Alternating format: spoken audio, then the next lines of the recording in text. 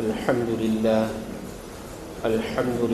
نحمده ونستعينه ونستغفره ونؤمن به ونتوكل عليه ونعوذ بالله من شرور أنفسنا ومن سيئات أعمالنا من يهده الله فلا مضل له ومن يضلله فلا هادي له ونشهد أن لا إله إلا الله وحده لا شريك له ونشهد أن سيدنا وسندنا مولانا محمدا عبده ورسوله الذي أرسل إلى الناس كافة بشيرا ونذيرا وداعيا إلى الله بإذنه وسراجا منيرا وصلى الله عليه وعلى آله وأصحابه وبارك وسلم تسليما كثيرا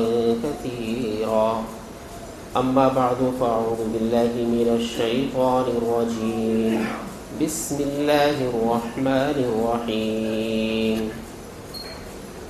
الذين يأكلون الربا لا يقومون إلا كما يقوم الذي يتخبطه الشيطان من المس وقال تعالى يا أيها الذين آمنوا ادخلوا في السلم كافة قال النبي صلى الله عليه وسلم لعن رسول الله صلى الله عليه وسلم آكل الربا وموكله وكاتبه وشاهديه وقالهم سواء صدق الله مولانا العظيم وصدق رسوله النبي الكريم ونحن على ذلك لمن الشاهدين والشاكرين والحمد لله رب العالمين.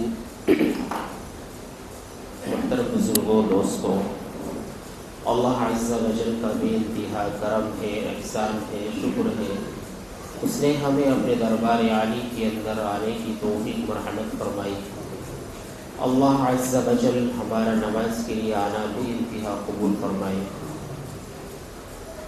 پیارے بھائیوں، بزرگوں، دوستوں، اللہ تبارک و تعالیٰ نے قرآن مقدس کے اندر ایک آیت میں یوں فرمایا یا ایھا الذین آمنوا ادخلوا فی السلم کافۃ، اے ایمان والو اسلام میں پورے داخل ہو جاؤ.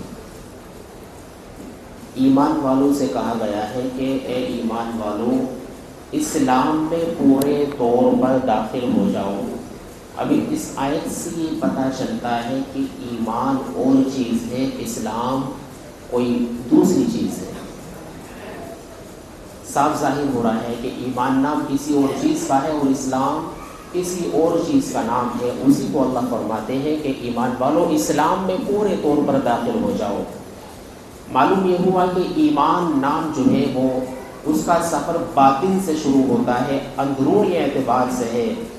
توحید کا اقرار کرنا ہے، فرشتوں کو ماننا ہے، اللہ نے جو کتابیں نازل کی ہیں ان کو ماننا ہے، یوم آخرت پر ایمان لانا ہے، اچھی بری تقدیر کو ماننا ہے.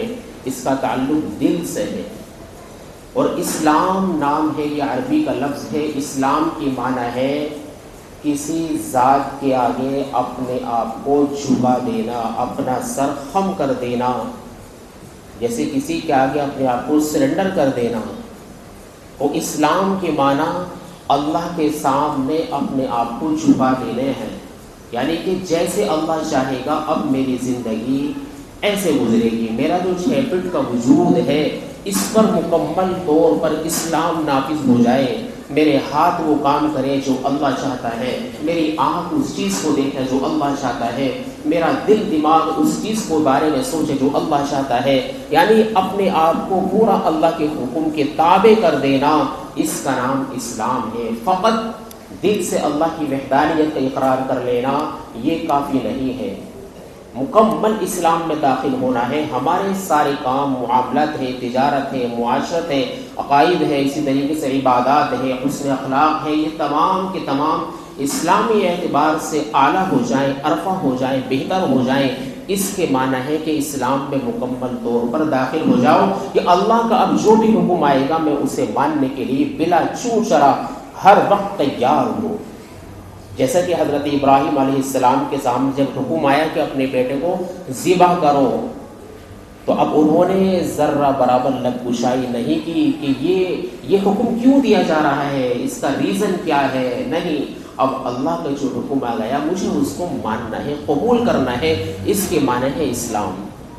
تو میرے بھائی کے بزرگوں دوستو، اللہ تبارک و تعالیٰ یہی حکم دے رہے ہیں کہ مکمل طور پر اب اسلام میں داخل ہو جاؤ، کہ اللہ نے جن چیزوں کو حلال کیا ہے ان کو آپ حلال جانیں، جن چیزوں کو حرام کیا ہے ان چیزوں کو آپ حرام جانیں، آپ کو جو ہے کاروبار کیسے کرنا ہے، تجارت کیسے کرنی ہے، مال کیسے کمانا ہے، کیسے خرچ کرنا ہے۔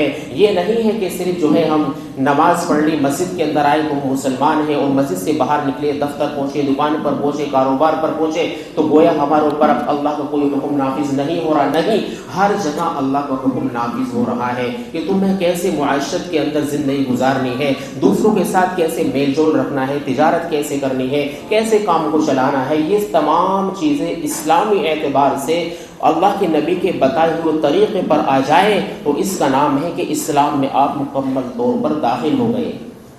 فقط عقائد کے اعتبار سے آپ نے اللہ کو مانا ہے، نبی کو مانا ہے، یہ کافی نہیں ہے۔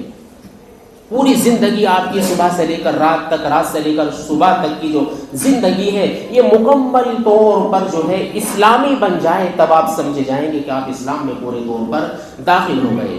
تو میرے بھائی کے بزرگوں دوستوں، آج ایک مسئلہ یہ چل رہا ہے کہ کاروبار سے متعلق بعض حضرات یہ نہیں سوچتے کہ اس کام میں کوئی سودی ملاوٹ تو نہیں ہے، کیونکہ بہت ساری اسکیمیں ایسی آتی ہیں، بہت سی کمپنی ایسی آتی ہیں، مختلف طرح کی کمپنی آتی ہے کہ آپ یہ کمپنی جوائن کرو گے، کسی اور کو کراؤ گے، چین چلے گی، اس میں کہیں آپ سودی کاروبار کے اندر ملوث نہیں ہو رہے ہیں۔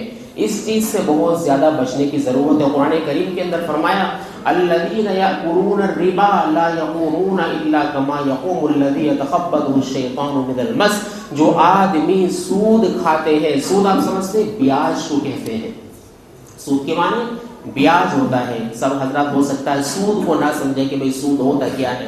سود کا جو ڈیفینیشن ہے وہ بیاج کے آتے ہیں، کہ جو آدمی سود کھانے والے ہیں وہ قیامت کے دن نہیں کھڑے ہو پائیں گے۔ لا یقومون الا کما یقوم الذی یتخبطہ الشیطان من المس، کہ نہیں کھڑے ہو پائیں گے مگر اس طرح جیسے کسی شیطان نے ان کو مس یعنی چھو دیا ہو، اور وہ صحیح طرح سے مطلب بالکل پاگلوں کی طرح کبھی دائیں کو جھکیں گے، کبھی بائیں کو جھکیں گے، جیسے ان پر کسی جن کا اثر ہو رہا ہو، اس طریقے سے وہ آدمی قیامت کے دن اللہ کے سامنے کھڑا ہوگا۔ جو بیاج کا کاروبار کرتے ہیں اور بیاج لیتے ہیں، سودی کاروبار کرتے ہیں، کہ اللہ کے سامنے وہ صحیح طرح کھڑے بھی نہیں ہو پائیں گے۔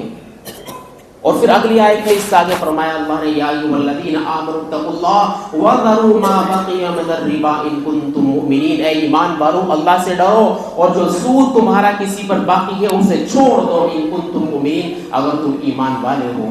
اور پھر آگے فرمایا اگر تم ایسا نہیں کرو گے، سود کو نہیں چھوڑو گے، فَإِن لَّمْ تَفْعَلُوا فَأَذَنُوا بِحَرْبٍ مِّنَ اللَّهِ وَرَسُولِهِ، تو پھر سن لو اللہ اور اس کے رسول کا تمہارے خلاف اعلان جنگ ہے۔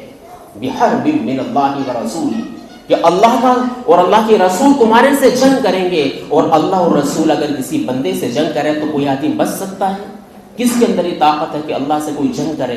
تو صاف لفظوں میں قرآن کریم کے اندر اللہ نے یہ حکم نافذ فرمایا کہ اعلان جنگ ہے، ورنہ کتنے ساری چیزوں کے بارے میں، نماز نہ پڑھنے پر یہ نہیں فرمایا کہ اعلان جنگ ہے، زکوٰۃ نہ دینے پر یہ نہیں فرمایا اعلان جنگ ہے، روزہ نہ رکھنے پر یہ نہیں فرمایا کہ اعلان جنگ ہے، والدین کی نافرمانی کرنے پر یہ نہیں فرمایا اعلان جنگ ہے۔ تو اللہ کو یہ کام کتنا زیادہ مبغوض اور ناپسندیدہ ہے کہ اس کے متعلق اللہ اعلان جنگ دے رہا ہے۔ تو اس لیے میرے بھائی بزرگوں دوستو، حدیث مبارکہ آپ کے سامنے تلاوت کی گئی، اس کے اندر یوں فرمایا آکل الربا وموکلہ، جو آدمی سودی کاروبار کرتا ہے، لعن رسول اللہ صلی اللہ علیہ وسلم، اللہ کے نبی کی اس پر لعنت ہے، سود کھانے والے پر، وموکلہ، اور اس کو جو ہے کھلانے والے پر، اور آگے فرمائے وکاتبہ، اس کو لکھنے والے پر، اور آگے فرمائے وشاہدیہ، اس کی گواہی دینے والے پر، وقالہم سوا، یہ تمام کے تمام اس سے ملوث ہے۔ کوئی آدمی یہ نہ کہے کہ بس میں نے تو اس کو لکھا تھا، میرے تو منہ تک ایک لقمہ بھی نہیں آیا. نہیں, یہ بھی برابر کا شریک ہے. کوئی آدمی گواہی دے رہا ہے کہ میں نے صرف گواہی دی, میں نے کچھ نہیں کھایا, یہ آدمی برابر کا شریک ہے. یعنی بہت سارے آدمی اس سے ملوث ہے. جس نے کسی کو سود, کاروبار پر سود لینے پر ملوایا, اس کی گواہی دی, اسے لکھوایا, تو ہر آدمی برابر کا اس میں شریک ہے. وہ لعن رسول اللہ صلی اللہ علیہ وسلم, اللہ کے نبی کی اس پر لعنت ہے. لعنت کا مطلب یہ ہے کہ وہ رحمت سے دور ہے وہ آدمی. تو اس لیے میرے بھائی بزرگ و دوستو, اللہ کے نبی کی ایک عادت مبارکہ تھی کہ آپ جو ہے صحابہ سے یہ معلوم کرتے تھے کہ کسی نے کوئی خواب دیکھا ہے. غالباً فجر کی بات معلوم کرتے ہوں گے. کسی نے کوئی خواب دیکھا ہے, تو کسی نے اگر کوئی خواب دیکھا ہوتا تو وہ اللہ کے نبی کے سامنے اس کو ذکر کرتا کہ میں نے یہ خواب دیکھا. تو ایک مرتبہ اللہ کے نبی نے جب معلوم کیا تو کوئی نہیں بولا, تو اللہ کے نبی نے خود کہا کہ میں نے رات ایک خواب دیکھا ہے کہ دو آدمی میرے پاس خواب میں تشریف لائے, مجھے لے کر کے چلے. انہوں نے مجھے جنت اور جہنم کی سیر کرائی. ظاہر ہے وہ آدمی فرشتے جبرائیل علیہ السلام تو ان کے ساتھ جو ہے دوسرے فرشتے تھے. تو نبی کریم صلی اللہ علیہ وسلم فرماتے ہیں کہ میں نے دیکھا کہ ایک آدمی ہے, ایک آدمی لیٹا ہوا ہے اور دوسرا آدمی ایک بڑا پتھر اس کے سر پر مارتا ہے, جس سے اس کا پتھر بالکل ٹوٹ جاتا ہے, چکنا چور ہو جاتا ہے, وہ پتھر لڑک کر دور جاتا ہے. اب یہ کھڑا ہوا آدمی اس پتھر کو لے کر کے آتا ہے تو اتنے اس کا سر دوبارہ جیسا تھا ایسے ہی ہو جاتا ہے. پھر دوبارہ اس کے ساتھ جو ہے وہ یہی عمل کرتا ہے کہ اس کے سر پر وہ پتھر مارتا ہے. تو نبی کریم صلی اللہ علیہ وسلم نے ان سے پوچھا بھائی یہ کون لوگ ہیں؟ انہوں نے کہا آگے چلیے, آگے چلیے. اب آگے چلتا ہوں تو کیا دیکھتا ہوں کہ ایک آدمی ہے, اس کے جباڑے کے اندر, منہ کے اندر گرم لوہے کی سلاخیں اس طریقے سے دی جاتی ہیں کہ وہ گھٹی کے پیچھے سے باہر نکل جاتی ہیں, اور جب وہ دوبارہ لاتا ہے تو دوبارہ وہ ایسا کہ ایسا ہی ہو جاتا ہے. میں نے پوچھا بھائی یہ کون آدمی ہے, یہ کیا ہو رہا ہے؟ تو انہوں نے کہا آگے چلیے. میں آگے چلتا ہوں, میں کیا دیکھتا ہوں کہ تنور ہے, اس میں آگ جل رہی ہے, جسے ہم تندور کہتے ہیں, اردو میں اس کو تنور بولتے ہیں, کہ اس کے اندر ننگے آدمی, ننگی عورتیں ہیں, اور اس کے تنور کا منہ چھوٹا ہے کہ نکلنے کے لیے کوشش کرتے ہیں لیکن نہیں نکل پاتے. میں نے پوچھا بھائی یہ کون لوگ ہیں؟ انہوں نے کہا آگے چلیے. میں آگے چلا تو میں نے کیا دیکھا کہ خون کی نہر ہے, اور اس خون کی نہر کے بیچ میں ایک آدمی ہے. وہ کنارے کی طرف آنے کی کوشش کرتا ہے تو کنارے پر ایک آدمی کھڑا ہوا ہے, اور وہ پتھر اس پر مارتا ہے کہ جس سے وہ آدمی دوبارہ وہ درمیان میں ہی پہنچ جاتا ہے. میں نے پوچھا یہ کون آدمی ہے؟ تو انہوں نے پھر تفصیل بتائی کہ پہلا آدمی جو آپ نے دیکھا کہ جس کا سر جو ہے وہ پتھر سے پھوڑا جا رہا ہے, یہ آدمی جھوٹ بولتا تھا, یہ آدمی جھوٹی باتیں پھیلاتا تھا, جھوٹی افواہیں پھیلاتا تھا. قیامت کے دن اللہ کے یہاں اس کا بس یہی انجام ہے, اسے اس طرح کا عذاب ہو رہا ہے. اور اسی طریقے سے فرمایا جس آدمی کے منہ سے سلاخیں دی جا رہی ہے, یہ آدمی جو ہے وہ جھوٹا آدمی یہ ہے جس کے منہ میں سلاخیں دی جا رہی ہیں, اور جس کا سر پھوڑا جا رہا ہے وہ آدمی قرآن کریم پڑھنے والا تھا لیکن قرآن پر اس نے عمل نہیں کیا, اس کو پڑھا نہیں, اس کو چھوڑے رکھا, اسے پسے پش ڈالے رکھا. تو یہ وہ آدمی ہے. اور وہ تنور کے اندر جو آدمی جل رہے ہیں وہ زانی مرد ہیں اور زنا کرنے والی عورتیں ہیں, کہ جو ہیں جو ننگے اس کے اندر نظر آ رہے ہیں. اور جو آدمی خون کی نہر کے درمیان کے اندر ہے اور وہ نکلنے کی کوشش کرتا ہے, وہ آدمی سود کھانے والا ہے, سود کھانے والا ہے. سود میں کیا ہوتا ہے؟ دوسرے کا خون چوسا جاتا ہے, دوسرے کا خون چوسا جاتا ہے. قیامت کے دن اللہ نے اس کو گویا خون کی نہر کے اندر اس کو رکھ دیا ہے. تو فرمایا کہ ایک جگہ فرمایا کہ اللہ کے نبی نے بطونہم فی البیوت کالحیات فیہا الحیات, کہ جو آدمی سود کھانے والے ہیں ان کے پیٹ کے اندر سانپ اللہ کے نبی نے دیکھے کہ وہ باہر سے ہی نظر آ رہے تھے. اور فرمایا کہ سود کا 1 درہم کھانا, 1 روپیہ کھانا اپنی ماں سے زنا کرنے کے برابر ہے. جو آدمی سود کھاتا ہے وہ گویا اس نے اپنی ماں سے نکاح کر رکھا ہے. کوئی آدمی تصور کر سکتا ہے اس چیز کا کہ جس نے اسے پیدا کیا وہ اس سے نکاح کرے, لیکن سودی اور یہ سب سے ہلکا درجہ بتایا کہ سود کے 70 سے زیادہ ابواب ہیں, باب ہیں, سب سے ہلکا ایسا ہے کہ اپنی ماں کے ساتھ کوئی آدمی زنا کرے. تو میرے بھائی بزرگوں دوستو, اللہ کے نبی کی اس پر لعنت ہے, اللہ تبارک و تعالیٰ کا اس سے اعلان جنگ ہے. تو ہمیں ہر موقع پر یہ دیکھنا ہے. فرمایا کہ ایک جگہ لا يدخل الجنت جسد غزي غذی بالحرام کہ وہ آدمی جنت میں داخل نہیں ہو سکتا جس کا بدن حرام مال سے پرورش پایا ہو، جو حرام مال سے پلا بڑا ہو، وہ آدمی جنت میں داخل نہیں ہو سکتا ہے۔ اور اسی طریقے سے میرے بھائی بزرگ دوستوں بہت ساری احادیث اس طریقے کی ہیں کہ جس پر اللہ کے نبی نے اور جو ہے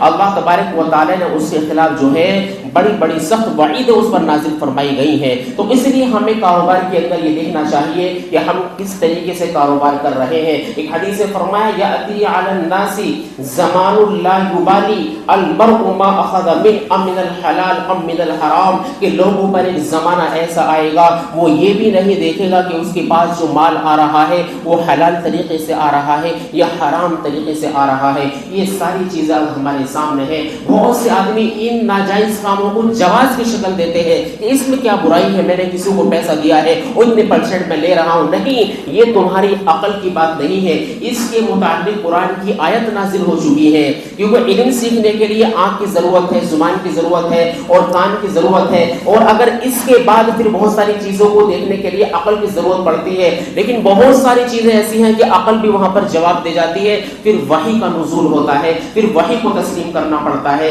کہ تمہاری عقل کے اندر یہ بات بظاہر ایسے لگ رہی ہے کہ خنزیر مثلا حرام ہے، کہ وہ اس لیے حرام تھا کہ پہلے یہ خنزیر بڑے گندے طریقے سے پالے جاتے تھے اور اب تو بہترین فارم ہاؤس کے اندر بڑے بہترین طریقے سے اس کو پالا اور پرورش بھی کیا جاتا ہے، کیا وہ حلال ہو جائے گا؟ نہیں، عقل کا استعمال نہیں کرنا، اس پر قرآن کی آیت آ گئی ہے کہ خنزیر آپ کے لیے حرام ہے۔ کوئی آدمی کہنے لگے کہ شراب حرام کیوں ہے، اس سے تو فائدہ ہوتا ہے، راحت ملتی ہے، اس میں کوئی خرابی نہیں ہے۔ نہیں، قرآن کی آیت آ چکی ہے انما الخمر والمیسر، تمہاری عقل کا اس میں دخل نہیں ہو سکتا جہاں پر وحی آ گئی ہے۔ کوئی آدمی کہے کہ زنا میں کیا قباحت ہے، اگر عورت راضی ہے اور مرد بھی راضی ہے تو کیا قباحت ہے؟ نہیں، تمہاری عقل نہیں چلے گی۔ ولا تقربوا الزنا، قرآن کی آیت آ چکی ہے کہ زنا کے قریب بھی مت جاؤ۔ تو ہمیں اپنی عقلی گھوڑے نہیں دوڑانے ہیں، اللہ کا جب حکم آ گیا ہے تو بس اس کے آگے اپنے سر کو جھکا دینا ہے۔ اس کے معنی ہے اسلام میں داخل ہونا، یا ایھا الذین آمنوا ادخلوا فی السلم کافہ، کہ اے ایمان والو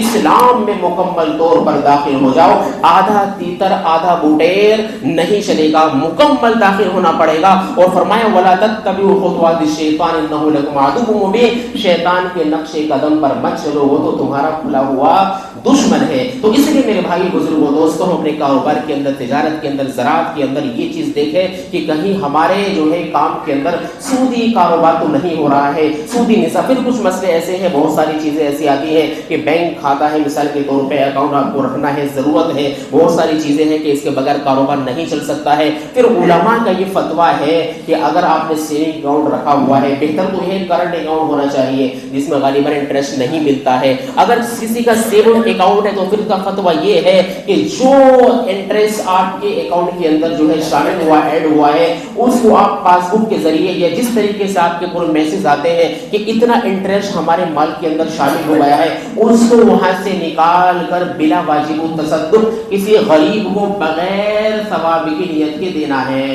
یہ ایک جواز ہے، ورنہ بہتر تو یہ ہے کہ اکاؤنٹ آپ کا جو ہے کرنٹ ہونا چاہیے جس میں آپ کو انٹرسٹ نہ ملے، کیونکہ بیاج جو مل رہا ہے اس کو آپ یوز نہیں کر سکتے، اسے وہاں سے نکال کر کسی کو دینا ہے، اس سے بھی آپ بچ سکتے ہیں۔ بعض حضرات یہ کرتے ہی نہیں ہے کہ بھئی ہمارے مال میں کتنا انٹرسٹ داخل ہو رہا ہے، کتنا بیاج مل رہا ہے، تو اس کی شکل یہ ہوتی ہے کہ آپ پاس بک چھپائیں اور اس پر دیکھیں، اس میں ہر 2 مہینے 6 مہینے میں جو بھی اس کا طریقہ ہے وہاں سے آپ جو ہے نشان لگا دیں کہ اتنا میرا اکاؤنٹ کے اندر بیاج آ رہا ہے، یہ مجھے کسی غریب کو بغیر ثواب کی نیت کے دینا ہے۔ تو میرے بھائی بزرگوں دوستوں، سود کے کاروبار کے متعلق اللہ کی طرف سے اعلان جنگ ہے، ہمیں بچنا چاہیے۔ اللہ تبارک و تعالیٰ کی نسبت سے زیادہ نیک اعمال کی توفیق مرحمت فرمائے۔ وآخر دعوانا الحمد للہ رب العالمین۔